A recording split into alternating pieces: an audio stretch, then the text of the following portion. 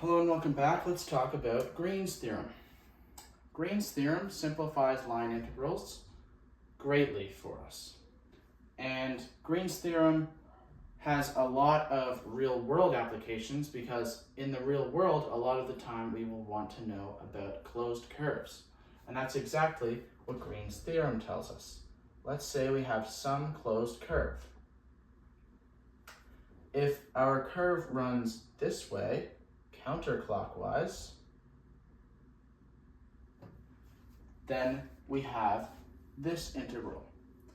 If it runs the opposite way, then we have the negative of this integral. So very simple, but you may notice we have our, this is basically two integrals over the same curve with respect to just one variable, not arc length, like we talked about in the last video. So let's look at an example. We have a circle, radius 1, centered at the origin, and we're running in a positive orientation, or counterclockwise. We want to take the line integral over C of xy dx plus xy dy.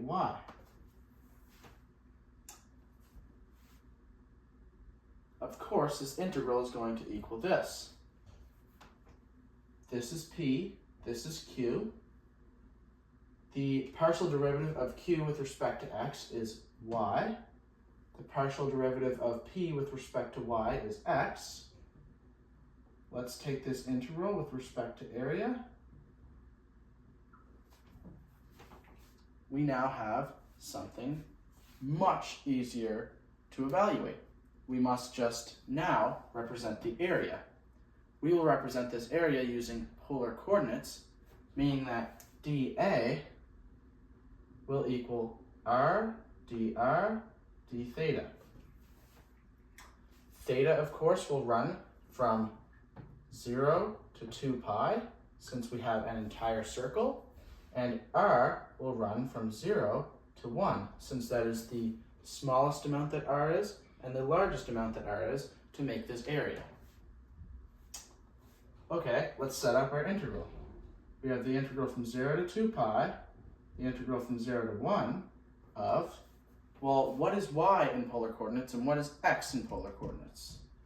Well, if you watched my polar coordinates video, or you have or watched any video on polar coordinates for that matter, you would know that y is our sine theta and x is our cos theta. Let's replace our dA with our r dr d theta. This integral is actually very easy to evaluate. We can take our sine and cos theta terms outside of our r integral, since they are treated like constants.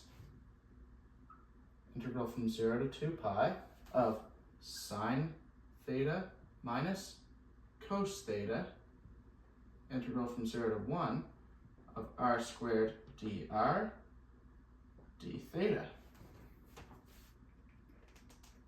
So let's evaluate this integral. We will just get 1 over 3. Let's take our 1 over 3 outside of the integral.